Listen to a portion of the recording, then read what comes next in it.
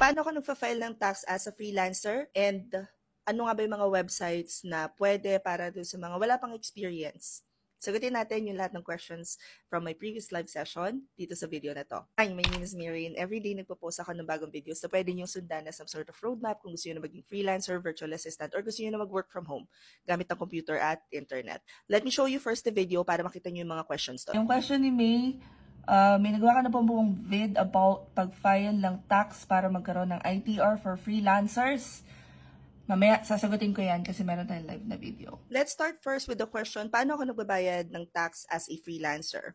I don't have the time, I don't have the bandwidth, and I'm not really good with numbers. And so I prefer to hiring an accounting firm that takes care of my taxes. Sila na rin yung nag-asikaso ng paglilipat nung papel ko from Manila to papunta dito sa Lucena City, Quezon Province. And sila na rin yung nag-asikaso ng registration ko, sila na rin yung lahat, as in, nagbabayad na lang ako ng retainer fee sa kanila para sila nang bahalang mag-asikaso ng lahat ng kailangan ko. However, may group sa Facebook na pwede kayong mag-join at nagtuturo sila kung paano mag-DIY doon. So kung meron naman kayong time and feeling nyo gusto nyo na talaga magbayad ng tax, you might as well join that particular group.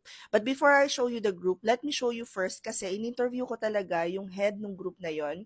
His name is Sir George Michael Aurelio of the GA Consulting. Ito yung pinakang nagbuo nung group nung para sa mga freelancers na gusto na mag-asikaso ng tax. And from what I understand, tumutulong din yung company nila, which is the GA Consulting, para doon sa mga freelancers na wala ng time na mag-asikaso or mag-DIY ng tax nila. The interview is actually on my YouTube channel. So punta lang kayo, youtube.com/@bloggymary. Makikita nyo, eto siya. Yan. Pagkatapos, punta na lang kayo, click nyo lang yung live. Tapos, eto na siya, kauna-unahan talaga dyan, hindi kayo maliligaw.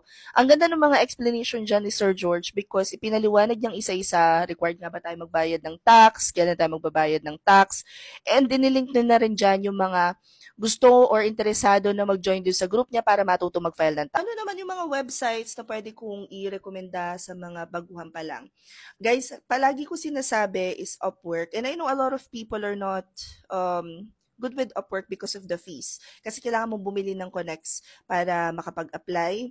At meron pang bawas si Upwork na 20% for the first $500 and then 10% pagka na-reach mo na yung $500 milestone onwards.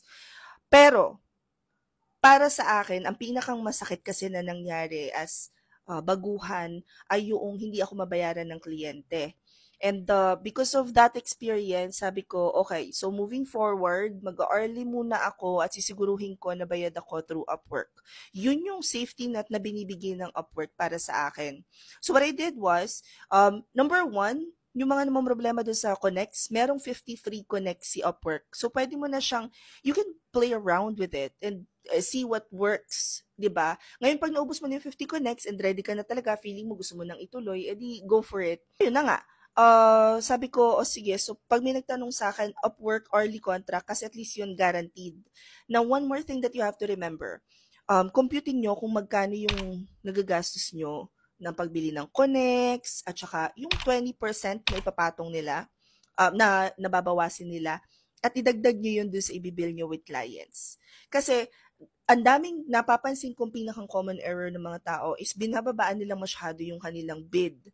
Magbibid sila ng $3, $4 without even considering pasok pa ba yun sa panlasa ko when it comes to my skill sets, 'di ba? Hindi na nila nare-realize na meron kayong mga overhead expenses, kape, kuryente, equipment, yung mga ganung bagay, guys. Wag nyong ano yung sarili ninyo na just because gusto nyo na kagad na magkatrabaho, ibinababa nyo yung presyo nyo.